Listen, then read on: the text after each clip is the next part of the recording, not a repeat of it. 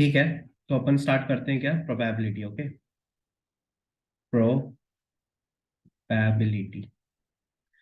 ठीक है, देखो सबसे पहले हम लोग स्टार्ट करेंगे बेसिक टर्म से, क्योंकि अगर बेसिक टर्म समझ में नहीं आएगी तो फिर क्वेश्चन नहीं हो पाएंगे। तो सबसे पहले कुछ बेसिक टर्म्स डिफाइन कर देते हैं, फिर मेन चैप्टर के क्वेश्चंस करना स्टार्ट करेंगे। ठीक है, तो सबसे पहले बेसिक टर्म में डिफाइन कर रहा हूँ, what is the random experiments.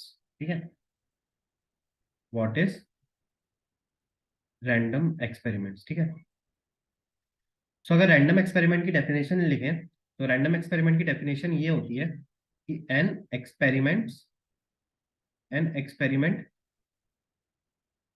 Whose outcomes are not defined. ठीक है, मतलब ऐसा एक्सपेरिमेंट जिसके आउटकम्स डिफाइंड नहीं है। अगर इसके एग्जाम्पल देखें, if I write the example for such kind of experiment, then पहला एग्जाम्पल मैं लिखूंगा tossing a fair coin. Tossing a fair coin. ठीक है, फेयर कॉइन मतलब जिसमें एक साइड में हेड हो और एक साइड में टेल हो, शोले वाला कॉइन नहीं जिसमें दोनों साइड में हेड हो। ठीक है, सो टॉसिंग अ फेयर कॉइन। ठीक है, अब ये एक रैंडम एक्सपेरिमेंट कैसे है, जैसे मान लो मेरे पास एक कॉइन है और मैंने उस कॉइन को फ्लिप किया, तो मैं नहीं बता सकता कि हेड आएगा कि टेल आएगा। ठीक है ना। इस एक्सपेरिमेंट के आउटकम्स डिफाइंड नहीं है, so outcomes are not defined for the experiment of tossing a fair coin. तो this is the example of what, the random experiment. Okay, एक और एग्जांपल ले लेते हैं, throwing an unbiased die। throwing an unbiased die। ठीक है ना। Unbiased die मतलब, अनबायस्ड डाई मतलब जो डाई सही है, मतलब जिसमें कोई घपला नहीं है। ठीक है, एक साइड में 1 है, 2 है, 3 है, 4 है, 5 है, 6 है, जैसी डाई तुम लोग देखते हो वैसी डाई है। ठीक है ना।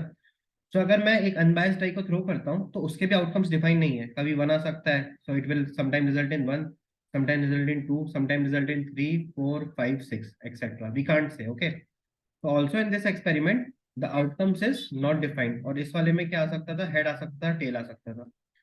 तो ये कुछ एग्जांपल्स हैं क्या रैंडम एक्सपेरिमेंट के। ठीक है, तो रैंडम एक्सपेरिमेंट क्या होता है, रैंडम एक्सपेरिमेंट ऐसे एक्सपेरिमेंट होते हैं जिनके आउटकम्स जो है डिफाइंड नहीं होते। ठीक है, सेकंड डेफिनेशन देखते हैं, सैंपल स्पेस।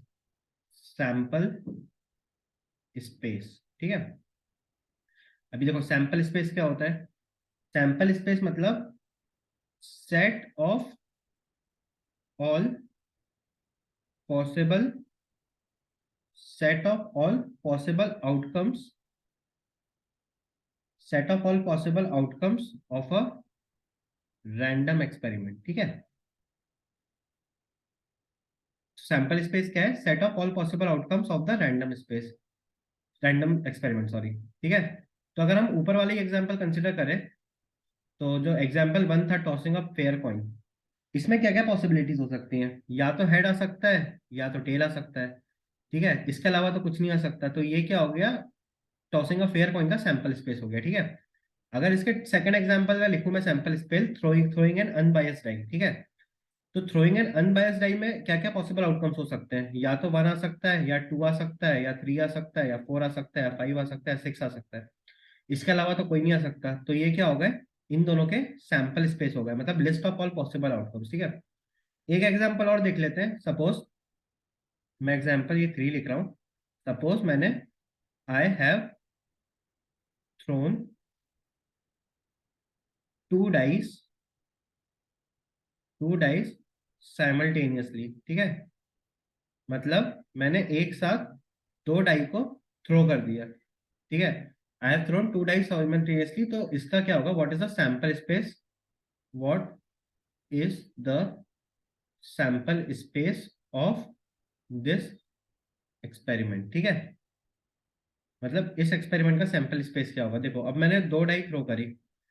ठीक है, 2 डाई थ्रो करी, तो इसका मुझे अगर सैंपल स्पेस लिखना है तो क्या क्या हो सकता है। अब देखो 2 डाई में क्या क्या क्या आ सकता है, 1 1 आ सकता है, 1 2 आ सकता है, 1 3 आ सकता है, 1 4 आ सकता है, 1 5 आ सकता है, 1 6 आ सकता है। सिमिलरली 2 1 2 2 2 2 3 2 4 2 5 2 6 है ना। तो अगर ऐसे हम टोटल इसका सैंपल स्पेस बनाए तो क्या क्या आ सकता है, 1 1 आ सकता है, 1 2 आ सकता है, 1 3 आ सकता है, 1 4 आ सकता है, 1 5 आ सकता है, 1 6 आ सकता है, ठीक है। सिमिलरली 2 1 आ सकता है, 2 2 आ सकता है, 2 3 आ सकता है, 2 4 आ सकता है, 2 5 आ सकता है, 2 6 आ सकता है, ठीक है। 3 1 आ सकता है, 3 2 आ सकता है, 3 3 आ सकता है, 3 4 आ सकता है, 3 5 आ सकता है, 3 6 आ सकता है, 4 1 आ सकता है, 4 2 आ सकता है, 4 4 3 आ सकता है, 4 4 आ सकता है, 4 5 आ सकता है, और 4 6 आ सकता है, ठीक है। और क्या आ सकता है? 5 1 आ सकता है, 5 2 आ सकता है, 5 3 आ सकता है, 5 4 आ सकता है, 5 5 आ सकता है, 5 6 आ सकता है। सिमिलरली 6 1 आ सकता है, 6 2 आ सकता है, 6 3 आ सकता है, 6 4 आ सकता है, 6 5 आ सकता है, और 6 6 आ सकता है, ठीक है ना। इसके अलावा और कोई नंबर नहीं आ सकता, ठीक है ना। तो इस एक्सपेरिमेंट के लिए टोटल सैंपल स्पेस कितना हो गया? ये सैंपल स्पेस हो गया मेरा, ठीक है। तो सैंपल स्पेस का डायरेक्टली मतलब क्या होता है? List of all possible outcomes of the random experiment, ठीक है। सो समझ गए सैंपल स्पेस, ठीक है। अब तीसरी टर्म देखते हैं। तीसरी तीसरा एग्जांपल, तीसरी टर्म देखते हैं हम लोग, इवेंट। What is event? ठीक है। अब इवेंट क्या होता है, ठीक है ना। सो इवेंट की जो डेफिनेशन है वो है subset any subset of sample any subset of sample space is the event, ठीक है। इसका एक एग्जांपल से समझेंगे इवेंट को। अभी के लिए डेफिनेशन याद रखो, it is the any subset of the sample space, ठीक है। और मैथमेटिकली हम लोग प्रोबेबिलिटी कैसे डिफाइन करते हैं? तो मैथमेटिकली तो प्रोबेबिलिटी होती है किसी भी इवेंट की। तो देखिए मैंने पीई लिखा है, इसका मतलब क्या है? प्रोबेबिलिटी ऑफ इवेंट ई, है ना। तो mathematically probability of event E कैसे डिफाइन होती है? तो probability of event E is equal to number of favourable cases in event E divided by total number of total cases, ठीक है ना। तो मैथमेटिकली प्रोबेबिलिटी जो है ये ऐसे डिफाइन होती है, ठीक है ना। तो mathematically probability can be defined as number of favourable cases of the event E divided by total number of possible cases, ठीक है। अब एक एग्जांपल से समझते हैं, क्योंकि एग्जांपल के बिना तो कुछ समझ में नहीं आता। सपोज मैं एक एग्जांपल कंसिडर कर रहा हूँ, I am taking one example, okay. I am taking one example. तो मैंने a die a dice is rolled, ठीक है। मैंने एक डाई को रोल किया, बस ये मेरा एक्सपेरिमेंट है। अब इसमें कोई मुझसे पूछे कि भाई बताओ तुम्हारा सैंपल स्पेस क्या है, तो मैं क्या बोलूंगा? सैंपल स्पेस मतलब क्या होता है? List of possible outcome. अब मैंने एक डाई को रोल किया तो क्या क्या आ सकता है? या तो 1 आ सकता है, या 2 आ सकता है, या 3 आ सकता है, या 4 आ सकता है, या 5 आ सकता है, या 6 आ सकता है। तो ये क्या हो गया? मेरा सैंपल स्पेस हो गया, ठीक है। ये क्या होगा? मेरा सैंपल स्पेस हो गया। तो ये अ डाई इज रोल्ड, ये क्या था? This is my random experiment. ये क्या था? मेरा रैंडम एक्सपेरिमेंट था, ठीक है। ये जो list of all possible outcome है, ये क्या है? मेरा सैंपल स्पेस है, ठीक है। ये क्या है? मेरा सैंपल स्पेस। अगर कोई मुझसे पूछे कि नंबर ऑफ एलिमेंट्स कितने हैं, what is the number of element in your sample space, तो मैं बोलूंगा कितने एलिमेंट है? 1 2 3 4 5 6। तो इसको ऐसे बताते हैं, number of elements in the sample space that is N is equal to 6, ठीक है। अब मैं अलग अलग इवेंट डिफाइन करता हूँ, तो हम लोग प्रोबेबिलिटी बताना, ठीक है। तो suppose I am defining event 1, ठीक है। तो इवेंट 1 है suppose event of obtaining obtaining a number a number divisible by 3, ठीक है। Event of obtaining a number divisible by 3। Probability क्या होगी? उस नंबर के आने की जो कि 3 से डिविजिबल रहेगा, ठीक है। अब मैं बोलूं कि देखो मेरे पास मेरे सैंपल स्पेस में क्या है? 1 है, 2 है, 3 है, 4 है, 5 है, 6 है। इसमें से कौन कौन से नंबर जो है 3 से डिविजिबल है? तुम बोलोगे एक तो 3 है और एक 6 है। तो मेरा इवेंट क्या हो जाएगा? सपोज ये ए इवेंट है, तो मेरा ए इवेंट में कौन कौन से एलिमेंट्स आ जाएंगे, एक तो 3 आ जाएगा और एक 6 आ जाएगा, ठीक है ना। इसके अलावा तो इनमें से कोई नंबर नहीं है जो 3 से डिविजिबल है, ठीक है। तो मैं बोलूंगा एन ए कितने हो गए मेरे, 2, है ना। तो अगर मुझे प्रोबेबिलिटी निकालनी है पी ए, अगर मुझे निकालना है प्रोबेबिलिटी ऑफ ए, तो मैंने फॉर्मूला ऊपर क्या लिखा है, number of favourable cases in the event E, मतलब number of favourable cases in the event A. तो कितने केसेस है, एक दो, दो divide by total number of sample space में कितने हैं, 6। तो प्रोबेबिलिटी कितनी हो जाएगी, 1/3, ठीक है। तो प्रोबेबिलिटी कितनी हो जाएगी, 1/3। नेक्स्ट एक और इवेंट लेते हैं, सपोज मैं ले रहा हूँ event 2, event of obtaining a even number, event of obtaining, event of obtaining a even number, ठीक है। अभी देखो मेरे सैंपल स्पेस में इवन नंबर कब कब आ सकता है, मैं बोलूंगा सपोज ये मेरा इवेंट बी है, तो बी क्या क्या हो सकता है, या तो 2 आए, या 4 आए, या 6 आए। इसके अलावा तो कोई और इवन नंबर है नहीं। तो मेरा एन बी कितना हो गया, मेरा एन बी कितना हो गया, 3 हो गया, ठीक है। तो अगर मैं प्रोबेबिलिटी ऑफ बी लिखूंगा, तो मैं कितना लिखूंगा, that is N B by N S, ठीक है। एन बी कितना है, 3, एन एस कितना है, 6, तो प्रोबेबिलिटी कितनी हो गई, 1/2, ठीक है। सिमिलरली अगर मैं थर्ड इवेंट लेता हूँ, इवेंट थर्ड, इस इवेंट का नाम देता हूँ मैं सी। ये क्या है, event of obtaining, event of obtaining a odd number, ठीक है। Event of obtaining a odd number, ठीक है। अभी देखो सी में कौन कौन से एलिमेंट हो जाएंगे, ऑड नंबर क्या क्या हो सकता है मेरे पास, 1 हो सकता है, 3 हो सकता है, 5 हो सकता है। नंबर ऑफ एलिमेंट सी में कितने हो गए, एनसी कितना हो गया, 3 हो गए। तो प्रोबेबिलिटी कितनी हो जाएगी सी की, that is what, NC by NS. NC कितना है, 3 है, एनएस कितना है, 6 है, प्रोबेबिलिटी कितनी हो गई, 1/2, ठीक है। एक और इवेंट कंसिडर करते हैं, इवेंट 4, ठीक है। Event of obtaining, event of obtaining a number less than 5, ठीक है ना। Event of obtaining a number less than 5, ठीक है, लेस देन 5। अब देखो 5 से कम क्या क्या हो सकता है, ये इवेंट में बोल रहा हूँ डी है, डी पे चल रहा है ना अपन, हाँ। तो डी में कौन कौन सा एलिमेंट होगा, नंबर लेस देन 5, क्या क्या हो सकता है, तो 1 हो सकता है, 2 हो सकता है, 3 हो सकता है, 4 हो सकता है। देखो लेस देन और इक्वल टू होता तो 5 भी लेते हैं, लेकिन लेस देन 5 बोला है तो इसमें क्या हो गया, ये 4 ही एलिमेंट होंगे, 1 2 3 4। तो अगर मैं निकालूं टोटल एन डी कितना हो गया, 4, ठीक है। प्रोबेबिलिटी डी इवेंट की कितनी हो जाएगी, that is N D by N S.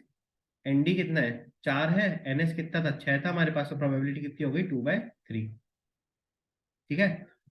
Event 5 consider करते हैं, इवेंट 5, इसका नाम देता हूं मैं, ये क्या है, ई है, ठीक है। Event of obtaining, event of, हाँ,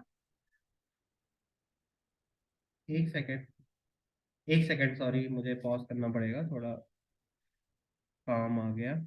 so let me record the, ठीक है। सो इवेंट 5 का ई, इवेंट ऑफ, सॉरी कहाँ थे हम लोग, event of obtaining a number greater than और इक्वल टू 3। तो obtaining a number greater than equal to 3, अब देखो इधर ग्रेटर देन इक्वल टू 3 लिखा है, तो मेरा ई में क्या हो जाएगा, 3 भी लेना पड़ेगा, 3 4 5 6, ठीक है। तो इसमें नंबर ऑफ एलिमेंट कितने हो गए ई में, हो गए 4, है ना। तो प्रोबेबिलिटी ऑफ ई कितनी हो जाएगी, that is N E by N S. N E में कितना है, 4 है, एन एस कितना है, 6 है, तो प्रोबेबिलिटी कितनी हो जाएगी, 2/3, ठीक है। अब अगर कोई मुझसे बोले एक इवेंट और कंसिडर करते हैं, ठीक है। ये में हमारा कौन सा इवेंट है, इवेंट 6, इसको नाम देते हैं भाई F. So event of obtaining, event of obtaining a number greater then 8, okay. Event of obtaining a number greater then 8। अब देखो इसकी प्रोबेबिलिटी बताओ कितनी आएगी, event of obtaining a number greater then 8। अब देख भाई, हमारे सैंपल स्पेस में क्या क्या था, हमारे सैंपल स्पेस का अगर हम देखें तो हमारे सैंपल स्पेस में था 1 था, 2 था, 3 था, 4 था, 5 था, 6 था। ठीक है। क्वेश्चन में पूछ रहा है event of obtaining a number greater then 8, तो ग्रेटर देन 8 तो कुछ है ही नहीं, ग्रेटर देन 8 तो कुछ है ही नहीं, ठीक है ना। एफ क्या हो जाएगा, एफ हम बोलेंगे ऐसे में क्या है 5।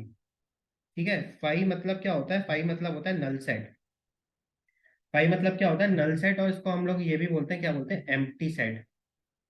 ठीक है, मतलब जब भी किसी इवेंट में कोई आए ही नहीं, ठीक है ना, तो उसको नल सेट बोलते हैं। अब तुम उसको मुझसे पूछे कि प्रोबेबिलिटी ऑफ नल सेट कितनी होगी, तो ये क्या होगा, N event of null set divided by N S. अब नल सेट में क्या है, एलिमेंट तो कुछ भी नहीं है, तो प्रोबेबिलिटी कितनी होगी, जीरो। तो हमेशा याद रखना कि नल सेट की प्रोबेबिलिटी, नल सेट की प्रोबेबिलिटी क्या होती है, जीरो होती है, ठीक है ना। तो what is the probability of null set, the probability of null set will be zero always. ठीक है, सो ये आ गया होगा। I hope that you will understand what is the event. एक एग्जांपल और लेते हैं, एक इवेंट लास्ट और लेते हैं, लास्ट वाला समझने के लिए। इवेंट 7, ठीक है, दैट इज क्या नाम दें, F G, event of obtaining a number less then 7। ठीक है, event of obtaining a number less then 7। ठीक है, अब एक बात बता भाई, अगर तू लेस देन 7 इवेंट ले रहा है तो इसमें एलिमेंट्स क्या हो जाएंगे, 1 हो जाएगा, 2 हो जाएगा, 3 हो जाएगा, 4 हो जाएगा, 5 हो जाएगा, 6 हो जाएगा। और तेरा सैंपल स्पेस क्या था, तेरा सैंपल स्पेस भी यही था, 1 2 3 4 5 6। ठीक है, एनजी कितना आ गया, एनजी आ गया तेरा 6, एनएस कितना है तेरा, एनएस है 6। तो अगर हम प्रोबेबिलिटी निकालेंगे पीजी, तो मैं बोलूंगा that is equal to NG by NS. ठीक है, तो ये कितना हो जाएगा, 6/6, ये तो क्या हो गया, 1 हो गया, है ना। सो ऐसे इवेंट जिसकी प्रोबेबिलिटी 1 होती है, so the event whose probability is 1, it is called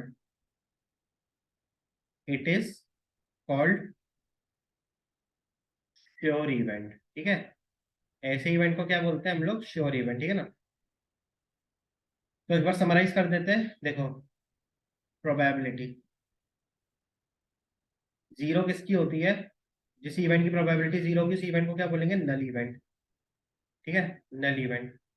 जिसकी प्रोबेबिलिटी 1 होगी उस इवेंट को क्या बोलेंगे हम लोग, श्योर इवेंट। ठीक है, तो ये याद रखना, जिस इवेंट की प्रोबेबिलिटी जीरो वो नल इवेंट, और जिस इवेंट की probability 1 that is what, sure event. ठीक है, आई होप दैट अब इवेंट समझ गए होंगे। अब इसमें हम लोग कौन से पॉइंट पे थे, हम लोगों ने रैंडम एक्सपेरिमेंट डिफाइन किया, हम लोगों ने सैंपल स्पेस डिफाइन किया, उसके बाद हम लोगों ने इवेंट डिफाइन किया, और इवेंट के बहुत सारे एग्जांपल देखे। अब है हमारा फोर्थ पॉइंट। फोर्थ पॉइंट हम लोग लेते हैं algebra of events, algebra of events. ठीक है, एलजेब्रा ऑफ इवेंट्स। ठीक है, अब लेते हैं एलजेब्रा ऑफ इवेंट्स। देखो, देखो एलजेब्रा में हम लोग पढ़ेंगे कि यूनियन क्या होता है, इंटरसेक्शन क्या होता है, कॉम्प्लीमेंट क्या होता है किसी फंक्शन का, वगैरह वगैरह। ठीक है, तो मैं एलजेब्रा ऑफ इवेंट में सबसे पहला डिफाइन कर रहा हूँ। सपोज एक इवेंट है ए यूनियन बी। ठीक है ना, इसको हम लोग क्या बोलते हैं, this is called as what, A union B, है ना। और इसको और ऐसे भी लिखते हैं कि ए और बी। ठीक है, देखो इसका मतलब क्या होता है, इसका अगर मतलब देखें, मैं इसकी डेफिनेशन लिखता हूँ, it is what, set of all element element which are in either A or B और बोथ। ठीक है, मतलब क्या है, ऐसे इवेंट जो ए में भी है, बी में भी है, और दोनों में भी है। ठीक है, अब एक एग्जांपल से समझते हैं इसको। मान लो, एग्जांपल ले रहा हूं मैं कि एक सेट ए है, उसमें एलिमेंट्स है 3 और 6। ठीक है, एक सेट बी है, उसमें है एलिमेंट 2 4 6। ठीक है, अब तुम्हें डिफाइन करना है कि ए यूनियन बी में क्या क्या होगा। ठीक है, तो ए यूनियन बी में देखो क्या क्या होगा, ए यूनियन बी में ऐसे होंगे जो ए में भी है, जो बी में भी है, जो दोनों में भी है। तो देखो मैं क्या लिखूंगा, 2 4 3 6, है ना। तो ये क्या सेट हो गया, ऐसे एलिमेंट जिसमें मतलब ए भी है, बी भी है और दोनों भी है, तो ये होता है तुम्हारा क्या, ए यूनियन बी। अभी कोई मुझसे बोला कि probability of A union B निकालना है, तो probability of A union B क्या बोलूंगा मैं, that is N A union B divided by N S. ठीक है, एन यूनियन बी कितना था, एन यूनियन बी कितना था 4, डिवाइड बाय एन एस कितना था 6, तो प्रोबेबिलिटी कितनी हो गई, दैट इज 2/3। ठीक है, प्रोबेबिलिटी कितनी हो गई, 2/3। Very good. Next next consider करते हैं हम लोग बी पॉइंट। अच्छा, किसी को अगर ये डाउट आए तो एन एस सिक्स क्यों है, तो एन एस सिक्स में बता देता हूँ। हम लोग वही वाला इवेंट कंसिडर कर रहे हैं सैंपल स्पेस का, जिसमें डाई हमने थ्रो करी थी 1 2 3 4 5 6। उसमें से सपोज ए इवेंट जो है, हम लोग बोल देते हैं कि ए इवेंट ये वाला इवेंट है कि getting a number, getting a number divisible by 3। ठीक है, डिविजिबल बाय 3, तो ए हो जाएगा इसमें क्या, 3 और 6। वही मैं बी डिफाइन कर देता हूँ, गेटिंग अ इवन नंबर। तो बी क्या हो जाएगा, बी के एलिमेंट कितने हो जाएंगे, 2 4 6। फिर इसका मैंने ये यूनियन लिखा, A union B that is 2 4 3 6, और इसकी मैंने प्रोबेबिलिटी ऐसे डिफाइन कर दी। ठीक है, फिर मैं लेता हूँ इवेंट ए इंटरसेक्शन बी। देखो इसका मतलब होता है ए एंड बी। ठीक है, मतलब अगर मैं डेफिनेशन लिखूं तो क्या हो जाएगा, that is set of all elements, set of all elements which have both A and be in common. ठीक है, मतलब ए और बी दोनों में होने चाहिए, ठीक है ना, कॉमन होने चाहिए दोनों में। ठीक है, तो अगर हम पिछला वाली एग्जांपल लें, पिछले ही वाला एग्जांपल लें, तो ए इवेंट क्या था, ए था 3 और 6, बी क्या था, बी था 2 4 6। तो इसमें ऐसे एलिमेंट लेने ए इंटरसेक्शन बी, मतलब जो ए मतलब दो दोनों में कॉमन हो। इन दोनों में कॉमन क्या है, देखो इन दोनों में 6 कॉमन है। ठीक है, तो इसका क्या हो जाएगा 6। अभी कोई मुझसे प्रोबेबिलिटी पूछे ए इंटरसेक्शन बी की, तो मैं क्या बोलूंगा, प्रोबेबिलिटी ए इंटरसेक्शन बी की N A intersection B divided by N S. N A intersection B कितना है, 1 डिवाइडेड बाय 6, तो प्रोबेबिलिटी कितनी हो गई, 1/6। ठीक है, प्रोबेबिलिटी कितनी हो गई, 1/6। ठीक है, what is the probability, that is 1/6। Now अब तीसरा क्या था हमारा, इवेंट ए सी। देखो ए सी मतलब होता है कॉम्प्लीमेंट ऑफ सी। ए सी मतलब क्या होता है, कॉम्प्लीमेंट ऑफ सी। इसका मतलब क्या होता है, elements that are not contained, that are not contained in A. ठीक है, एग्जाम्पल, जैसे मान लो मेरा ए इवेंट जो था, ये क्या था, 3 और 6। अगर मुझे ए कॉम्प्लीमेंट लिखना है, तो ए कॉम्प्लीमेंट मतलब ऐसे इवेंट्स जो कि ए में नहीं है, तो क्या हो जाएगा, 1 2 3 तो इसमें है, तो 4 5, ये क्या हो जाएगा ए कॉम्प्लीमेंट। ठीक है ना, ये क्या हो जाएगा ए कॉम्प्लीमेंट। तो एन ए कितना है, एन ए था 2, एन ए कॉम्प्लीमेंट कितना हो जाएगा 4। तो प्रोबेबिलिटी ऑफ ए कॉम्प्लीमेंट कितना हो जाएगा, that is 4/6, that is equal to 2/3। ठीक है, अगर मुझे प्रोबेबिलिटी ऑफ ए लिखना है, तो प्रोबेबिलिटी ऑफ ए क्या लिखूंगा मैं, that is what, N A by N S. N A कितना था 2, एन एस कितना था 6, तो ये कितना होगा 1/3। तो इधर से एक रिलेशन और बन के आता है, that is what, P A plus P A complement is equal to 1। ठीक है, सो क्या है मेरा, probability of A plus probability of A complement is equal to 1 always. ठीक है, दैट इज व्हाट 1। एक और तरह के इवेंट्स होते हैं जिसको हम लोग बोलते हैं म्यूचुअली म्यूचुअली एग्जॉस्टिव इवेंट्स। ठीक है, mutually exhaustive events. Mutually exhaustive events definition देखते हैं क्या है म्यूचुअली एग्जॉस्टिव इवेंट्स। तो देखो, to or more events, two or more events are mutually exhaustive. Two or more events are mutually exhaustive if their union, if their union gives sample space. ठीक है ना? If their union gives sample space. दो और दो से ज्यादा event को हम लोग म्यूचुअली एग्जॉस्टिव कब बोलेंगे? जब उन दोनों का यूनियन जो है हमें क्या दे? Sample space. एग्जाम्पल, एग्जाम्पल से समझते हैं। मान लो एक बी इवेंट है, गेटिंग अ इवन नंबर। ठीक है, getting a even number in rolling a dice. तो भाई देखो, बी इवेंट क्या हो जाएगा? क्या क्या हो सकता है? 2, 4 और 6। ठीक है, बी इवेंट डिफाइन कर लिया। एक सी इवेंट भी डिफाइन करते हैं, that is what? Getting a odd number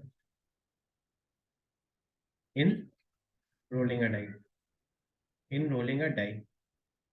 ठीक है, तो अगर मैं सी की बात करूं तो सी कितना हो जाएगा? Odd number, 1, 3, 5।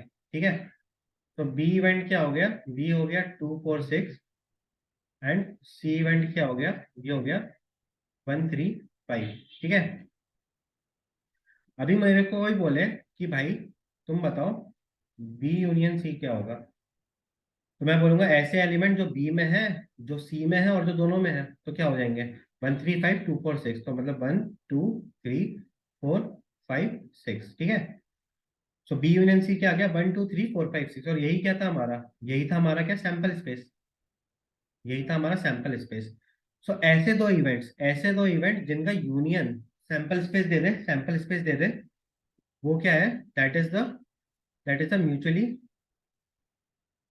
Exhaustive events. ठीक है, that is the mutually exhaustive events. ठीक है, तो अगर हम इसमें इस एग्जांपल में हम लोग क्या बोलेंगे कि बी एंड सी, बी और सी, बी एंड सी जो है, ये क्या है? म्यूचुअली एग्जॉस्टिव इवेंट्स है। ये क्या है? म्यूचुअली एग्जॉस्टिव इवेंट्स है। ठीक है, नेक्स्ट एक तरह के इवेंट्स और होते हैं जिसको हम लोग बोलते हैं म्यूचुअली एक्सक्लूसिव इवेंट। ठीक है, सो एक तरह के इवेंट्स और होते हैं जिनको हम लोग क्या बोलते हैं? Mutually exclusive events. Mutually exclusive events, देखो म्यूचुअली एक्सक्लूसिव इवेंट्स क्या होते हैं? म्यूचुअली एक्सक्लूसिव, तो इसकी अगर डेफिनेशन लिखें तो two events are mutually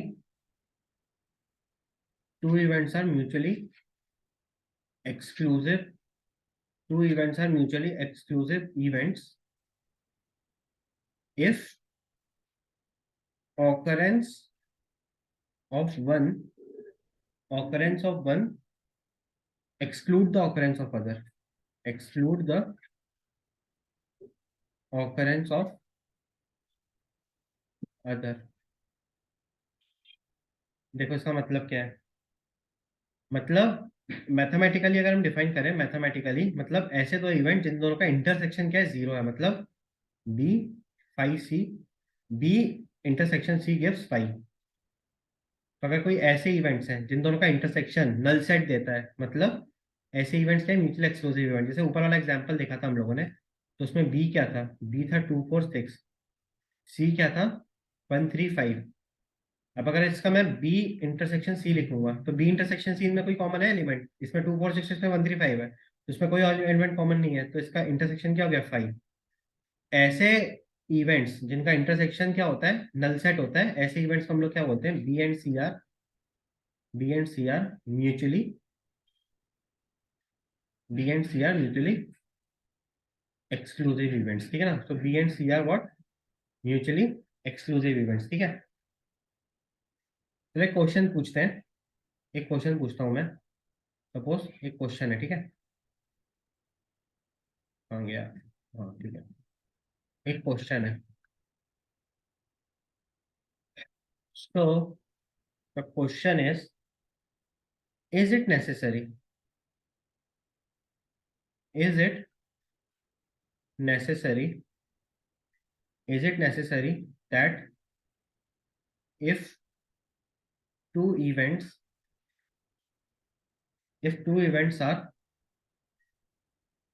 mutually exclusive,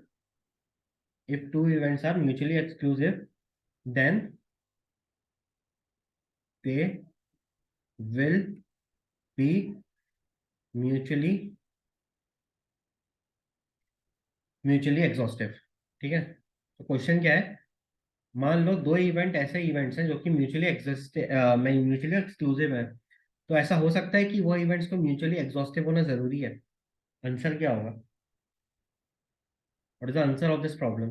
the answer will be no, it may happen but it is not necessary.